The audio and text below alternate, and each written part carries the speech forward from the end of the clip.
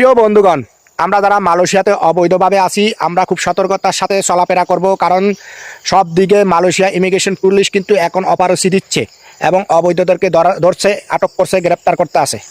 আমরা অনেকেই শুনে থাকি যে বৈধকরণের সুযোগ দিবে, কিন্তু গতকালকে মালয়েশিয়ান ইমিগ্রেশনের একটা ওয়েবসাইটে প্রকাশ করেছে একটা বিজ্ঞপ্তি যে আর কোনো বৈধকরণের সুযোগ দেওয়া হবে না।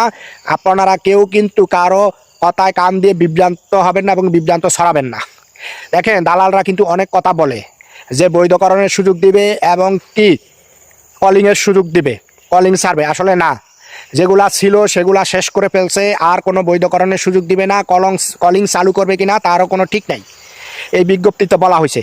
তা আমরা যারা অবৈধভাবে আসি, প্রবাসী বাইরা, আপনারা একটু খেয়াল করবেন, কোনো দালালের খপ্পরে পড়বেন না, কোনো দালালকে টাকা পয়সা দিবেন না যতক্ষণ পর্যন্ত বৈধকরণ চালু না হচ্ছে, ফিঙ্গার চালু না হচ্ছে, ততক্ষণ পর্যন্ত আপনারা কাউকে টাকা দিবেন না। টাকা দিলে আপনি ধরা খেয়ে যাবেন এবং আপনার টাকাগুলো মাইর যাবে। তো অতএব মালয়েশিয়া ইমিগ্রেশনতে যে বিজ্ঞপ্তি চালু করে দিয়েছে, প্রকাশ করছে, এটাই কিন্তু সঠিক। হ্যাঁ, দালালরা যত কথাই বলুক না কারণ কারণ বাঙালি দালাল বহুত খারাপ, ঠিক আছে। যারা দালালি করে এদের কোনো মা বোন নাই, বুক পিট নাই। হ্যাঁ, এদের চামড়া হচ্ছে গন্ডার চামড়ার মতন।